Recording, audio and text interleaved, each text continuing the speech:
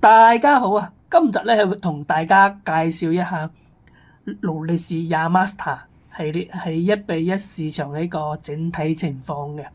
咁呢個系列嘅膠帶款咧，堅嘢嚟講咧，咁佢係由黃金或者係白金製造嘅一個錶殼嚟嘅，所以整隻錶嘅一個重量咧係會比鋼款咧係重好多嘅。咁對於仿錶市場嚟講咧，咁佢肯定咧就唔可能係用真金去製造嘅，受限於嗰個成本嘅原因。但係目前嚟講咧，仿錶咧佢喺重量上咧都係有多間廠家係做到重量係完全一致嘅。通常呢啲廠家咧用嘅係鎢鋼或者鎢銅之類呢個合金製造嘅。所以今個視頻咧講解有邊啲廠家喺度製造呢個系列嘅時候咧，咁就會分成是否加重同埋普通重量嚟講解嘅，以及同大家介紹一下如何識別佢究竟大概係邊間廠出嘅貨咁樣嘅。首先嚟講咧，加重版本嚟講咧，目前嚟講咧係有 QF 廠同埋 KF 廠咧，佢係做到同堅嘢完全一模一樣嘅一個重量嘅，大概就170 gram 左右嘅。呢個係一個42mm size 嘅一個標盤嘅。咁佢哋呢兩間廠嘅嗰個價錢咧，大概咧就係個6300港紙左右嘅一個參考價錢嘅。咁參考價錢咧就係一個合理嘅價錢，就唔係話一定係最低嘅一個價錢嘅。咁個價錢咧其實係受限於你嘅購買地同埋嗰個賣家俾到你嘅售後服務以及其他方面嘅因素一個影響嘅。但係咧呢個參考價咧就係大致上係一個對嘅一個價錢嚟嘅。如果係偏差大咧，通常嚟講咧，你大概率咧就只可以買到貨不對版嘅貨咁樣嘅。咁接落嚟咧就係有高廠同埋 VS 廠嘅。咁呢兩間廠嘅一個重量上咧同堅嘢大概係20 gram 嘅一個差距嘅。咁20 gram 嘅差距嚟講咧，就差距咧就唔係話特別之大嘅。咁你一上手嘅時候咧，咁你就無法從重量上100%確定佢係隻漏嘅。因為呢啲膠帶款嚟講咧，咁你長膠帶同埋短膠帶之間咧，咁其實佢嗰個重量差距都會有10 gram 左右嘅。所以對於 VS 廠同埋高廠嘅貨咧，咁其實一上手之後咧，你就喺重量上咧就雖然佢會比堅嘢要輕少少，但係你就無法完全確定佢喺重量上確定佢係一隻漏咁樣嘅。咁高廠嘅價錢咧，大概佢就係5300港紙左右嘅，而 VS 廠嘅價錢咧就係4700港紙左右嘅。呢個咧就係目前加重版本呢個系列嘅一啲主要廠家嘅一個情況嘅。咁當然都仲係有其他廠家喺度做嘅。但係咧嗰啲廠家咧，因為佢係細廠啦，然之後售後服務嗰啲咧都比較差勁嘅，所以佢好多呢啲廠家咧，通常佢存活嘅時間咧就唔係話特別之長嘅，所以就唔同大家介紹啦。咁對於非加重版本嚟講咧，咁其實有幾十間廠家喺度做非加重版本嘅。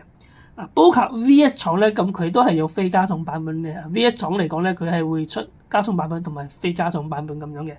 咁做得最好嘅第一梯隊咧，就係 VS 廠同埋 C 廠嘅。咁 C 廠目前嚟講咧，佢係出唔到呢個款式嘅。咁 VS 廠同埋 C 廠佢非加重版本嘅嗰個價錢咧，大概就係4200港紙左右嘅。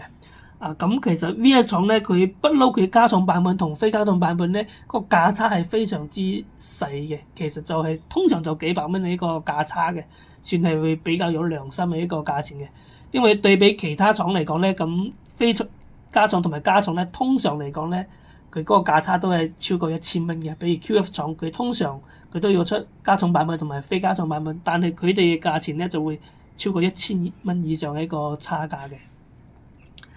咁第二梯隊咧就係呢個 ARF 廠嘅貨嘅。咁 ARF 廠我覺得大概就係3800港紙左右嘅。咁 ARF 廠咧，咁佢嗰個價錢咧，通常佢同 C 廠啊 VS 廠嘅價差咧都係幾百蚊港紙一個價差嘅。佢嘅整體質量咧都係會非常之接近 VS 廠或者係 C 廠嘅。佢通常咧爭就係爭喺嗰個機芯方面嘅。再接落嚟咧就係一啲二線廠家嘅貨嘅。咁二線廠家嚟講咧，咁就非常之多啦。7-8間都唔止嘅，做呢個款式嘅。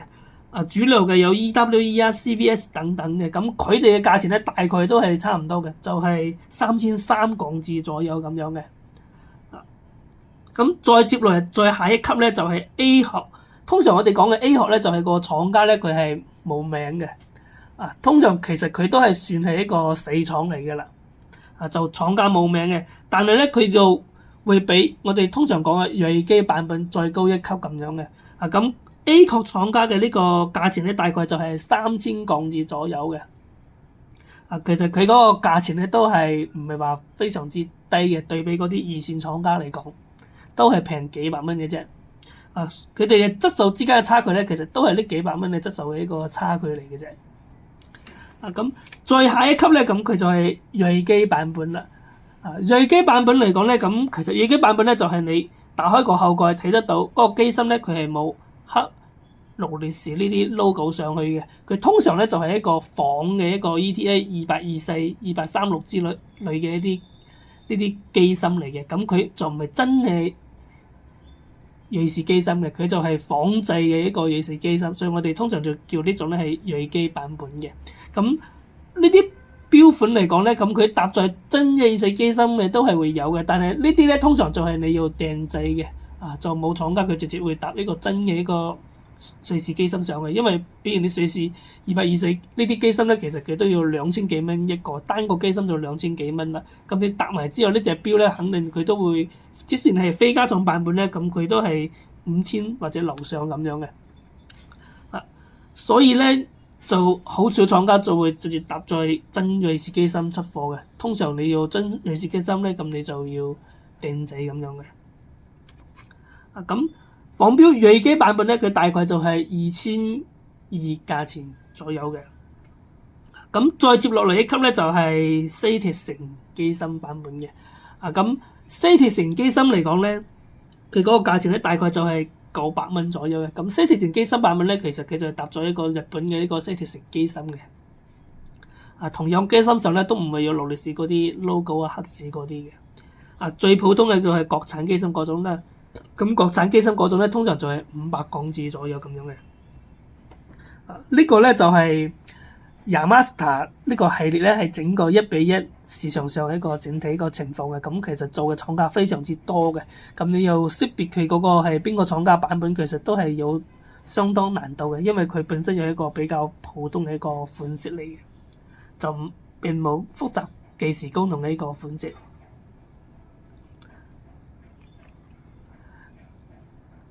咁至於如何識別佢究竟係邊間廠出嘅貨咁咧？咁對於加重版本嚟講咧，就仲相對係會比較簡單少少嘅。因為你可以從佢嘅重量上嚟識別嘅。比如我手上呢隻咧係一個 VS 廠嘅個貨嚟嘅。大家可以睇得到嗰個重量嘅係150 gram 呢個重量嘅。當然我手上呢隻咧，佢係配咗比較長嘅一個膠帶嘅。通常嚟講咧，正常長度嘅一個膠帶咧 ，VS 廠咧出貨咧大概就係147 gram 左右咁樣嘅。咁高廠佢嗰個重量咧，同 VS 廠係差唔多嘅。但係因為 VS 廠咧，佢有呢個獨有嘅丹東3235機芯嘅。所以咧，首先可以睇嗰個機芯係咪丹東3235機芯。係嘅話就證明佢係一個 VS 廠嘅貨，再睇埋個重量，因為 VS 廠咧佢會有110 gram 嘅嗰種非加重版本，同埋呢個147 gram 左右嘅一個加重版本嘅一個貨嘅。就係機芯結合嗰個重量咧，就可以確定得到佢係唔係 VS 廠嘅貨，以及係邊個版本咁樣嘅。咁 QF 廠同埋 KF 廠嘅貨咧，你就睇嗰個重量係咪170 gram 左右就 OK 嘅啦。咁高廠嘅貨咧，其實你就唔使去識別佢啦，因為高廠嘅貨咧係非常之唔建議大家買嘅，因為佢重量同 VS 廠差唔多，個其他做工咧都冇 VS 廠咁好嘅，但係佢個價錢又比 VS 廠貴，而且咧佢經常售後揾唔到人，售後又冇保障，所以高廠咧就完全都係推薦嘅。呢個咧就係加重版本，你如何識別佢究竟大概係邊間廠出嘅貨嚟嘅？咁如果係非加重版本嚟講咧，就係相對難度比較高嘅。